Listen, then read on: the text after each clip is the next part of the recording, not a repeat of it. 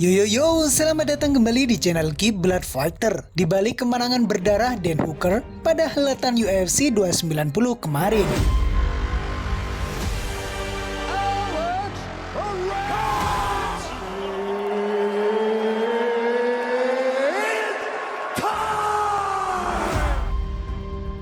Dan Hooker tak pernah berpikir bahwa kemenangannya atas Jalin Turner pada pertarungan UFC 290 akhir pekan kemarin akan berakhir menyedihkan.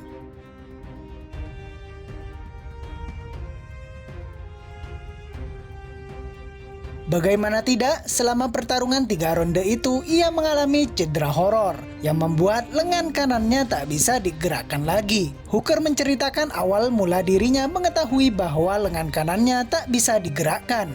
Dia menuturkan bahwa selama pertarungan di kelas ringan itu dia mengalami cedera lengan kanan dan patah tulang rahang.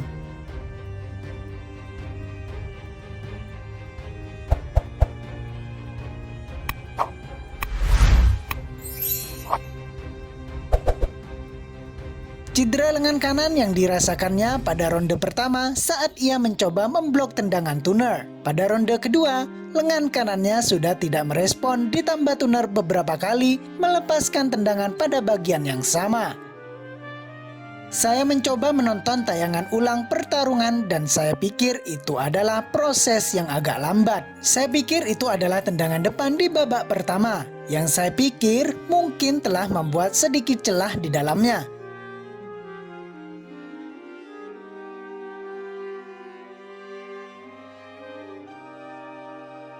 Pretty sure I just got the here, so I wouldn't get asked about the tellies so much. That work?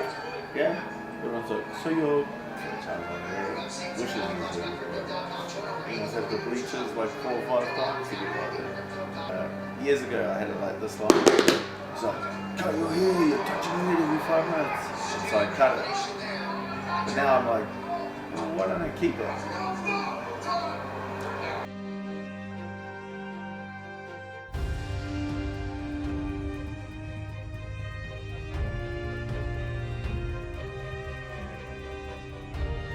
Lebih jauh lagi, Dan Hooker menjelaskan bahwa bukan kemenangan ini yang diinginkannya. Pasalnya ia harus menderita dan menunggu waktu yang cukup lama untuk kembali bertarung di arena segi 8 atau oktagon.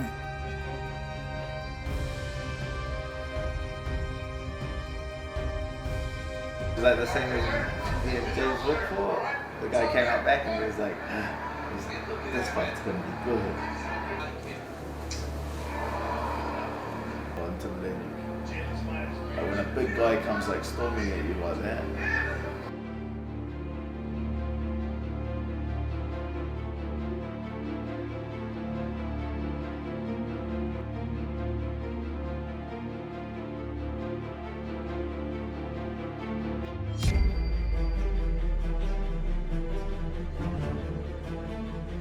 Kabar mengejutkan lainnya datang dari mantan pelatih Sergey Pavlovich, menyebutkan bahwa UFC berusaha selama mungkin menghalang-halangi jagoan kelas berat itu untuk menjadi juara. The driving force behind his steady rise in the rankings, the Russian MMA fan base is absolutely enamored. Sergey Pavlovich saat ini merupakan penantang ranking 1 kelas berat UFC. Jagoan asal Rusia ini sedang on fire dengan 6 kemenangan beruntun lewat KO di ronde pertama.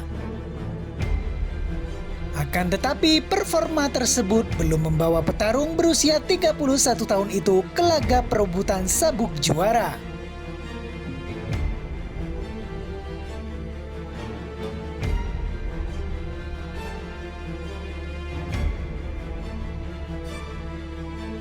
UFC malah akan mengadu juara bertahan Jon Jones dengan Stipe Miocic yang notabene merupakan penantang ranking 3.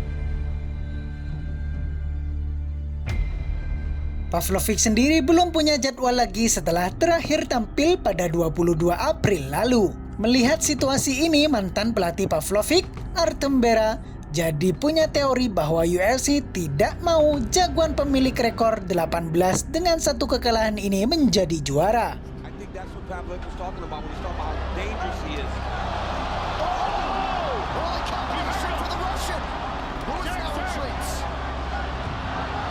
Pavlovich got him.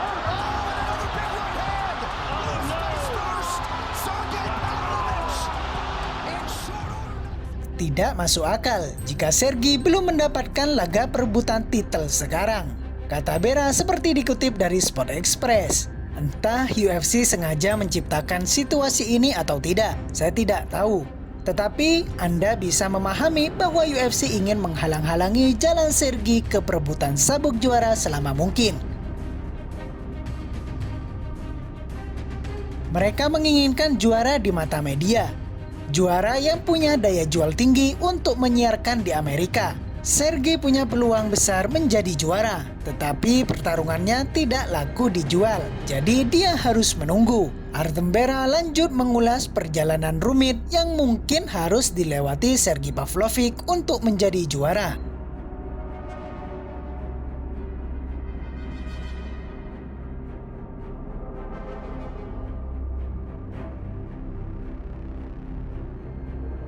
Dalam situasi sekarang, Sergey hanya bisa menunggu pemenang Jon Jones versus Stipe Miocic jika orang itu tidak pensiun setelah pertarungan tersebut, lanjut Bera. Atau bisa juga menunggu pemenang antara Ciryl Gane versus Sergey Spivak. Namun ada juga kemungkinan Tom Aspinall kembali ke jalur juara, di mana dia perlu mengalahkan Martin Tybura dan melakukan duel ulang melawan Curtis Blaydes karena pertemuan pertama mereka tidak tuntas. Hal ini bisa terjadi jika Blaydes mampu melewati Jayton Almeida. Opsi lain, jika Aspinall menang pada Juni nanti, Sergey bisa melawannya untuk sabuk interim pada Oktober. Bisa juga perebutan sabuk interim melawan pemenang Ciryl Gane versus Sergey Spivak. Apapun itu, Sergey harus menunggu lama. Akan tetapi, Bera kemudian mengatakan bahwa UFC lama-lama tidak akan punya pilihan lain. Mereka tidak akan bisa membantah kelayakan Pavlovich yang sudah menang KO ronde pertama secara beruntun.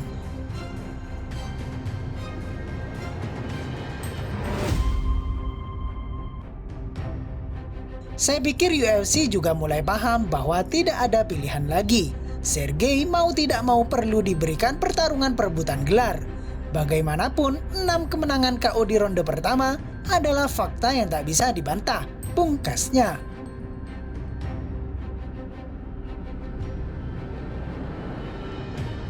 Pavlovich memang punya potensi besar untuk menjadi juara di kelas berat UFC. Hampir selalu menang KO, dia diyakini juga memiliki kemampuan gulat yang spesial. Pasalnya, Pavlovich berlatih di sasana milik Khabib Nurmagomedov, The Eagle MMA, di cabang Moskow.